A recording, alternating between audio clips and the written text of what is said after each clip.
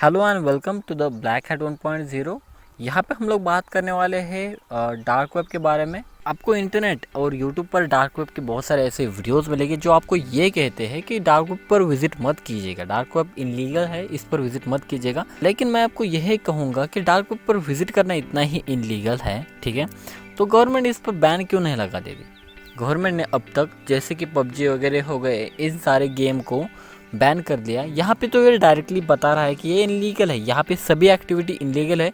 और मैं आपको गारंटी देता हूँ यहाँ पर 90% जो काम होते हैं वो इनलीगल होते हैं।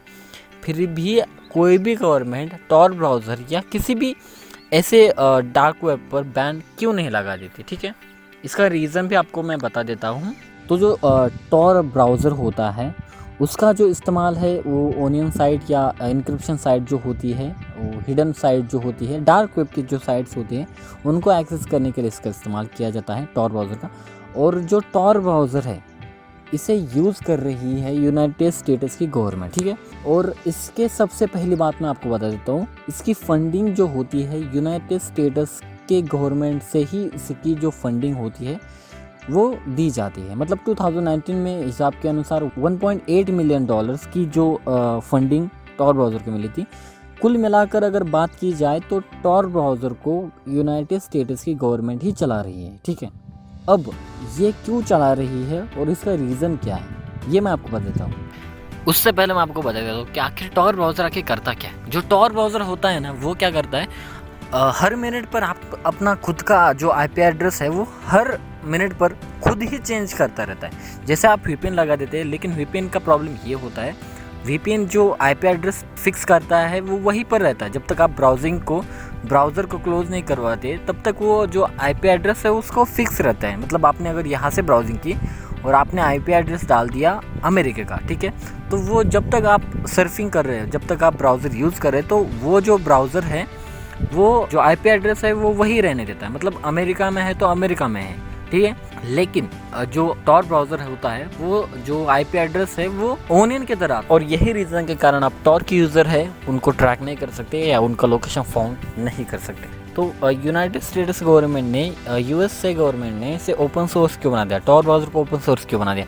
तो इसका रीज़न है कि जो गवर्नमेंट के जो CIA के मेन वेबसाइट थे वो सारे वेबसाइट इस टॉर ब्राउज़र पर अवेलेबल थे, ठीक है। सो बाई चांस अगर किसी भी तरीके से इसकी हैकिंग हो जाती है, टॉर ब्राउज़र की हैकिंग हो जाती है या कुछ भी हैकिंग हो जाता है, तो सारे जो मेन वेबसाइट है टॉर ब्राउज़र पर के CIA के, तो सारे वेबसाइट ओपन हो जाएगी। ट्रैफिक ही नहीं होगा टॉर ब्राउज़र पर, ऑब्वियसली वहाँ पे ट्रैफिक ही नहीं था। मतलब जिसके रीज़न से सारे जो वेबसाइट है CIA के मेन वेबसाइट वहाँ पे लीक हो जाती है, उसका जो भी डाटा था वो लीक हो जाता है।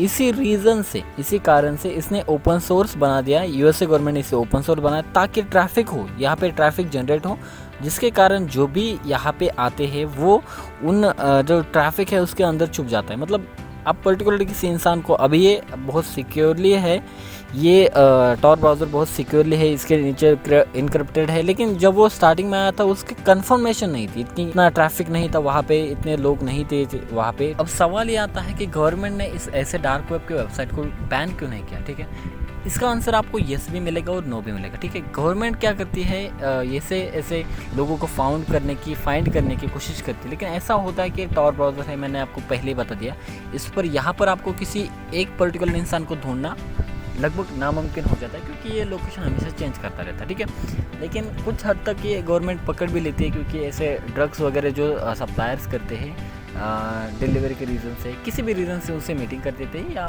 पकड़ लेते हैं उनको, ठीक है। यूएसए गवर्नमेंट ऐसा कर देती है। हालांकि इंडिया में इतनी इम्प्रूवमेंट नहीं हुई है, हम लोग इतना इम्प्रूव नहीं कर चुके हैं अभी तक कि डार्क वेब के वेबसाइट, हालांकि यहाँ पे डार्क वेब की वेबसाइट इतनी इम्प्रूव नहीं है हमारे यहाँ, ठीक है। डार्क वेब की वेबसाइट हमारी यहाँ पर फाउंडर नहीं है, ऐसा तो नहीं कह सकते, लेकिन कुछ हद तक ही है। ज़्यादा 20-30% आपको यहाँ पे फाउंडर मिलेंगे, लेकिन बाकी सारे बाहर के लोग आपको देखने को मिल जाते हैं, ठीक है।